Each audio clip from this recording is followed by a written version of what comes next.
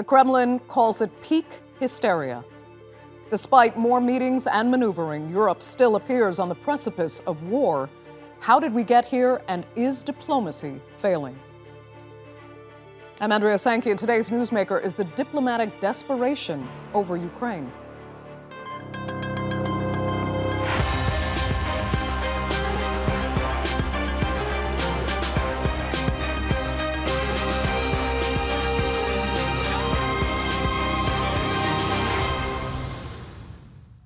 Russian forces have amassed along Ukraine's border in the largest military buildup Europe has seen since the Cold War. The G7 says it is prepared to enact sanctions with massive and immediate consequences if Russia fails to take urgent steps toward de-escalation. Finance ministers from the 7 wealthiest democracies say they're also fully ready to support Ukraine's economy. But has the West's mix of threats and olive branches been working? Has the diplomacy so far made war any less likely? I'll be discussing that with my panelists today, but first, let's take a quick look at the latest developments over Ukraine. U.S. President Joe Biden spoke to his Ukrainian counterpart Volodymyr Zelenskyy over the phone on Sunday. They reportedly agreed to pursue diplomacy and deterrence to prevent any Russian military action. Just 48 hours earlier, the U.S. National Security Advisor gave alarming details of how the U.S. believes Russia will attack, even saying it could happen before the end of the Winter Olympics this Sunday. If a Russian attack on Ukraine proceeds, it is likely to begin with aerial bombing and missile attacks that could obviously kill civilians without regard to their nationality. A subsequent ground invasion would involve the onslaught of a massive force. With virtually no notice, communications to arrange a departure could be severed and commercial transit halted. No one would be able to count on air or rail or road departures once military action got underway. Since then, more than a dozen countries have told their citizens to leave Ukraine, including the UK, EU, and Balkan states. But if Washington has firm evidence of Russia's plans, it hasn't shared them with Ukraine. I think there is too much information in the information space today about a deep, full-scale war on Russia's part. There is even talk of appropriate dates. We understand all the risks. We understand that the risks are there. If you or anyone has any additional information about a 100% chance of an invasion, give it to us. Well, Ukraine has requested a meeting with Russia through the OSCE for Moscow to give an account of its troop buildup. Now, that's after Russia ignored Ukraine's previous request to explain its position. Meanwhile, the German Chancellor is visiting Kiev, even as it urges its own citizens to leave Ukraine. Olaf Sholz is meeting with President Zelenskyy to reassure him of Europe's support and solidarity. The German government has an additional motivation for maintaining peace with Moscow. Berlin would like to keep Russian gas flowing and its Nord Stream 2 pipeline project on track. On Tuesday, Sholz heads to Moscow to meet Vladimir Putin. Meanwhile, more German troops have landed in Lithuania to reinforce NATO numbers in the Baltics. Now, in many ways, NATO and Ukraine's intention to join the alliance lies at the center of this current tension. Ukraine's ambassador to the UK has been forced to walk back comments he made that seemed to suggest Ukraine could drop its bid for NATO membership if it would avoid war. The diplomat later clarified that Kiev is not reconsidering its NATO bid and it's looking for other additional security arrangements. What I told him that we are not a member of NATO right now, and to avoid war we are ready for many concessions, and that's what we are doing in our conversations with Russians. But it has nothing to do with NATO, which is enshrined in the Constitution. So what could some of those other concessions be? Could Ukraine be forced to accept neutrality in a way that's drawing comparisons with Finland? Or does the solution lie in reviving the Minsk agreements? Well, they were meant to end fighting between Ukrainian government forces and pro-Russian separatists in the east of the country. The problem there is that ship might have already sailed. Russia's parliament is discussing proposals to potentially recognize 2 breakaway provinces as independent states. So where does potential for conflict stand right now with so much diplomatic and military maneuvering? And where does all of this leave Ukraine? Well, to discuss that and more, from Berlin is Ulrich Brueckner. He's a professor of European Studies at Stanford University in Berlin. Ben Aris also joins us from the German capital. He's the editor-in-chief at BNE IntelliNews. And from Moscow is Andrey Kortunov, the Director General of the Russian International Affairs Council. Thanks all so much for being with us. Ulrich, let me start with you, and let's start with, the big player here and arguably one of the more shocking statements of the last few days. The U.S. has said that war could start at any time, but still hasn't shared the intelligence that makes it so sure of that.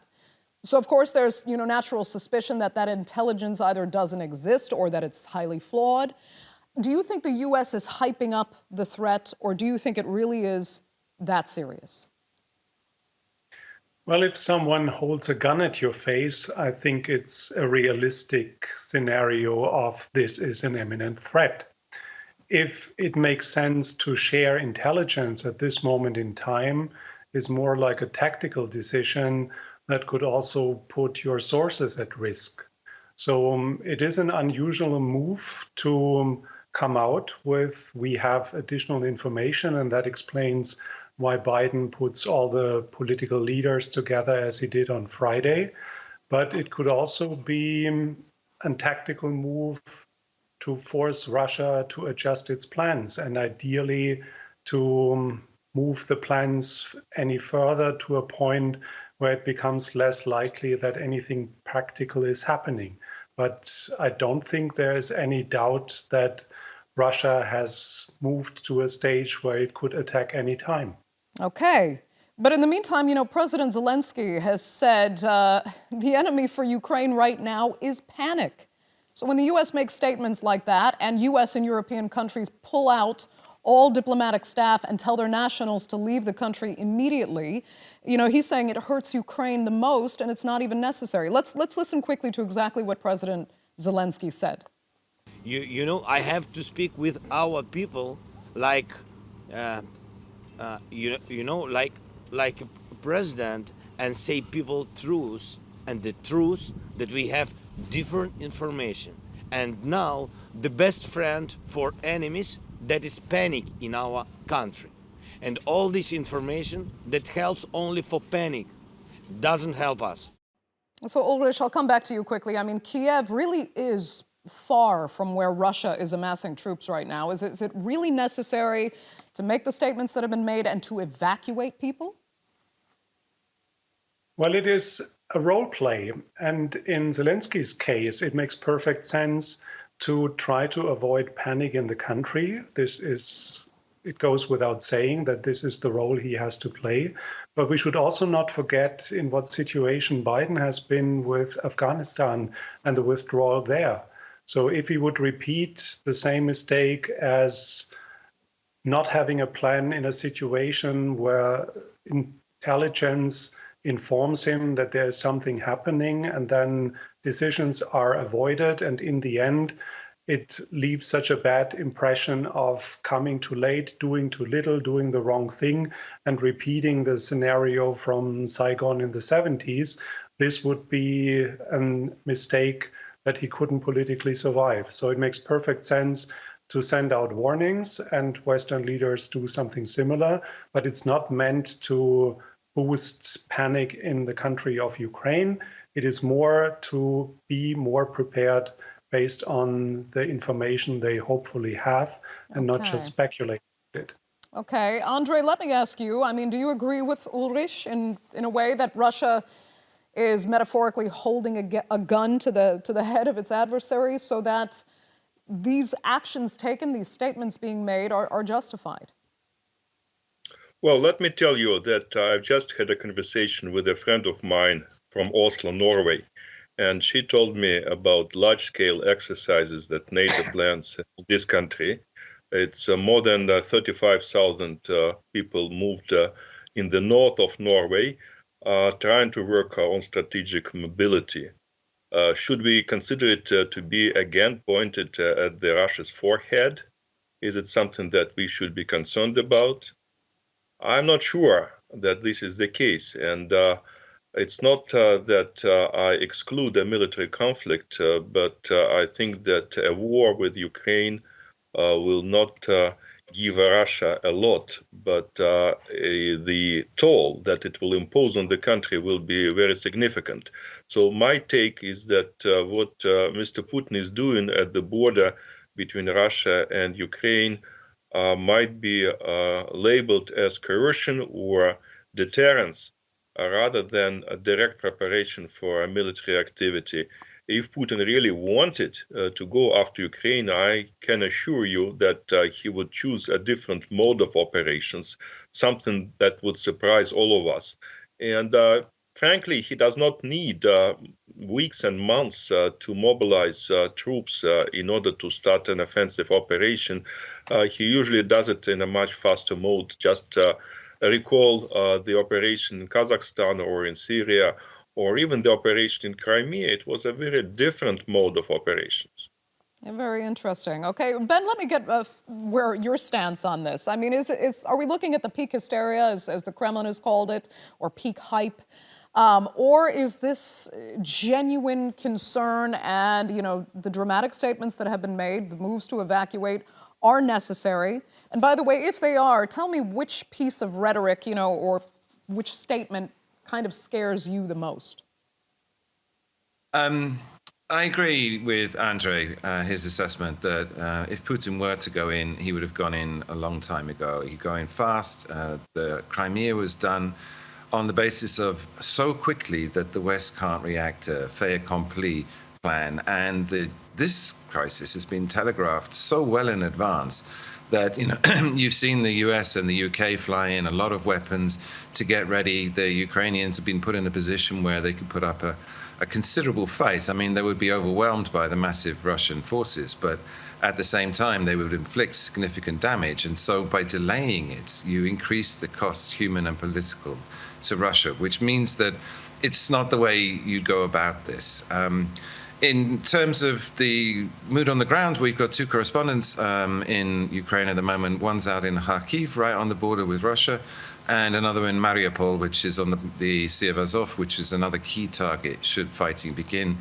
And the overwhelming impression, and I've been talking to people in Kiev all week myself, the overwhelming feedback you get is of calm, that there's no significant preparations for war going on. Zelenskyy himself has been said that, please share the intelligence with us, because the US Sullivan's press briefer on Friday was very specific. He said within a few days.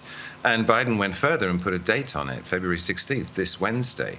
And if they have that good intelligence, that specific about an imminent invasion, then they would have to share it with the Ukrainians to get ready. But like I say, on the ground in Kiev, in Kharkiv, in Mariupol, people are going about their lives as normal. They're taking a few prudent precautions, but they're not preparing for war. Okay. And Ben, this is what people on the other side are saying, is that you're saying, yes, if Putin wanted to do this, he could do it quickly, and it would be just as effective as what we saw in Crimea. But some are saying there's a strategy to doing this, incrementally, because Donbass and the eastern Ukraine is not the same as Crimea. There's not the chance to hold a referendum, for example, whereby you can say the people have chosen this. And right now we're seeing Russian lawmakers seeking formal recognition of two of the breakaway regions in eastern Ukraine. For example, if that recognition is given, would that make Russia's military defense of those areas then mandatory and more acceptable? It's another threat. If they recognize the Lugansk and Donetsk republics, then in effect you can annex them, because they're full of Russians and they have to be protected. Russian passport holders, half the population, they've been handed out some 700,000 passports. And the Russian constitution obliges the Kremlin to protect its citizens. But as Andrey said, this is actually political theater, in so much as the goal here is not to attack Ukraine or take territory. It's to get a security deal, a new security deal. That includes, as the key point, that Ukraine can never join NATO. And that's what Putin's after. It's not a coercion, it's a compellence strategy, whereby you threaten with a credible threat of violence to get another government, in this case NATO, to do something that you want. It doesn't mean you're going to go in and attack. In fact, you don't want to attack. You want to force the other side to make this concession. And Russia already came up in 2008 with a proposal for a new European security guarantee deal. and it was rejected out of hand. And this time, because the build-up has been so significant, the threat of war has been so real, that actually those talks have started. Putin's got what he wants. He already has the victory, in so much as all the European and Western leaders are flying around, going to Kiev, going to Moscow to talk to Putin, to try and thrash out some sort of acceptable deal. Now, that deal itself is going to be extremely difficult to get, if not impossible. But at least the talks have started, and that's what's behind this. And I believe that Putin will continue to ratchet up the tension, and that could include the possibility of some military action in order to keep this dialogue going until he gets some sort of deal that he wants. And Scholz is in Kiev today, and that's the last significant EU leader to meet with Putin, so he's seen everybody now. And it is possible that at the end of this week, the Kremlin decides these talks are going nowhere, they're not going to be offered any kind of deal, and then we're into a new phase, into a much more dangerous phase where military action is possible. And maybe that's what the Americans are talking about. Okay, very interesting. Ulrich, I'm wondering what you think of what the other two panelists have said there. And I mean, are we going back to it being as simple as Ukraine kind of independently saying, okay, we will not join NATO? Well, we won't get to a point where the Ukraine says we won't join NATO, because they are free to decide if they want to join an international organization, when and under what conditions. The Western system will always stay open for candidates that choose freely to apply for membership. Whether this will be sufficient, whether this is in mutual interest, is another question. But let me come back to the military maneuver. It's one thing to exercise military maneuver. It's another thing to bring the full gear for an invasion. And if you would have asked me in December, does that look like an attack in Ukraine? I would have said no, because just to show off with a number of tanks is not getting ready for an invasion. Now we have everything there, including blood reserves. So the imminent threat is an imminent threat. Whether this is part of a strategy to occupy Ukraine is a completely different question. I also don't think that Russia benefits from an attack in Ukraine. I also think it's about a new security balance, but what exactly Putin wants and how he thinks he can get it, that is something we keep speculating since it started and keep speculating. Right. Andrey, let me come back to you because Ulrich has gone to the bottom line here, I guess, which is if Russia invades, they know there will be sanctions, there will be the very least issues, I mean, with things ranging from the Nord Stream 2 pipeline to a number of other diplomatic problems. So help us understand why people think it would ever be worth Russia invading Ukraine and taking this dramatic military action to meet what end? Well, first of all, if you take the official Russian position, they continuously deny any opportunities or intentions to go after Ukraine. Frankly, right now, I'm more concerned about what you have mentioned, the formal diplomatic recognition of the Lugansk and Donetsk republics. Because if this recognition happens, that would mean the end of the Minsk agreements. And we're left with nothing to manage this crisis. And definitely there'll be new sanctions against Russia. And definitely Russia will sign agreements with these republics, which would allow Russia to place its troops on the territory of these republics. And that might produce a very dangerous chain reaction. So this is something I'm concerned about. I hope that it will not happen. I hope that such a law will not pass the Russian parliament and will not be signed by the president. But this is the second worst scenario after a direct large-scale military operation inside of Ukraine. Ben, you know, right now, Russia is not taking part in an OSCE meeting that was actually requested by the Baltic states. What does that indicate to you? Potentially that Moscow, I don't know, doesn't want to participate in forums where it may not have the upper hand? The Kremlin has an aversion to multilateral organizations. It doesn't like them because it much prefers bilateral negotiations where it can sit down with the counterparty and do a deal. And in that way, you can also divide the EU by, it deals with everyone in the EU on a one-to-one basis. Viktor Orban, the Prime Minister of Hungary, was in Russia last week or the week before, and they did a deal, and Hungary got some extra gas, and it's been supporting Russia inside the EU. And again, this whole process, which kicked off in January with the first meeting in Geneva, that the Russians made it very clear that they wanted to deal with the US. They wanted to deal with Biden. And so there was that summit in Geneva last summer. And then the first meeting in this round, following the Ministry of Foreign Affairs demands that it issued this 8-point list of things it wants, began with the deputy foreign ministers of the US and Russia, and then was followed by a NATO Council meeting and a OSCE meeting, but the EU specifically was not included in any of those talks. And again, when the EU talks started, it started at the instigation of Macron, but that was again a bilateral meeting, and France holds the presidency of the EU at the moment, so he's sort of representing the whole EU. And to go and talk to the Baltics or Ukraine within the format of the OSCE, I think the Kremlin sees as useless. They actually just want to talk to Biden. They want to do a deal with Biden, and they want Biden to then sell that deal to the EU. And they think that's the way this works. Okay. That's the way. Then I just have to ask you about another piece of potential diplomacy that could factor in here that isn't being talked about very much, to be quite honest with you, and that's Belarus. Russia and Belarus are, of course, engaged in joint exercises right now. But where does Belarus actually factor into all of this? Because not only is it hosting those military exercises, it's also throwing whatever kind of diplomatic weight it has behind Moscow, not just over Ukraine, but over Georgia as well. And right now, Ukraine and Belarusian defense ministers are speaking. Are there other things at play that could perhaps factor in a little more under the radar, but could play an important role here?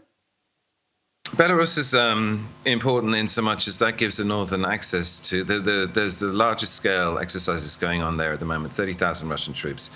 And moreover, they brought up significant material, particularly in the form of Air Force Su-35 fighters, Iskander missiles, the S-400 surface missile system, a very sophisticated one. And having those troops in there, they're about 2 hours march from Kiev. And the problem Russia has is that troops entering from the east, where they are, they have to cross the Dnieper River, which divides the country in half, and is a major problem. It's 500 meters wide at the narrowest point. But coming from Belarus, you can walk straight into Kiev.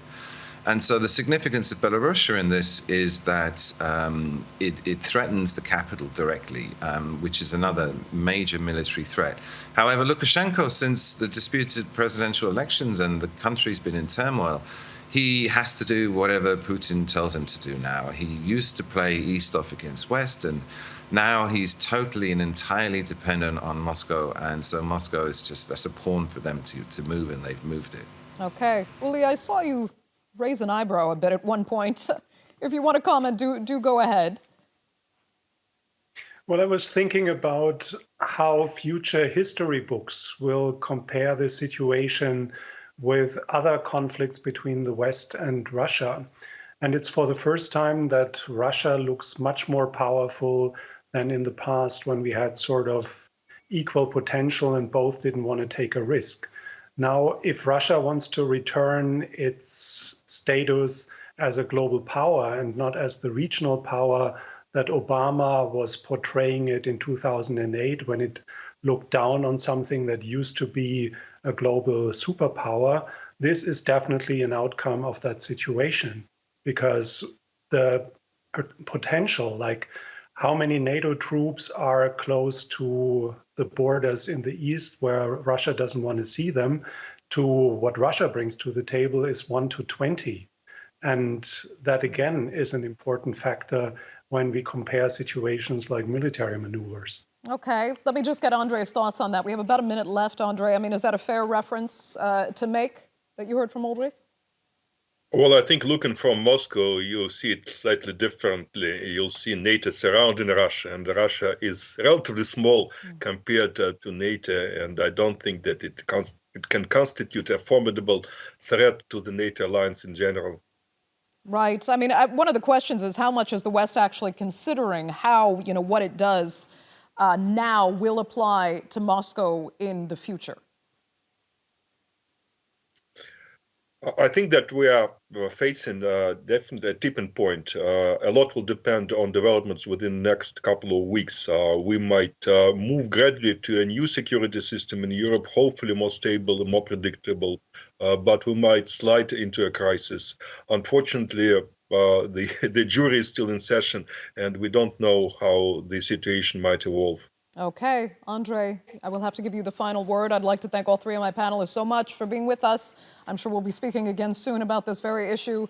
And our viewers, of course, for tuning in as well. Remember, you can follow us on Twitter at @the_newsmakers, and be sure to subscribe to our YouTube channel. I'm Andrea Sankey. We'll see you next time.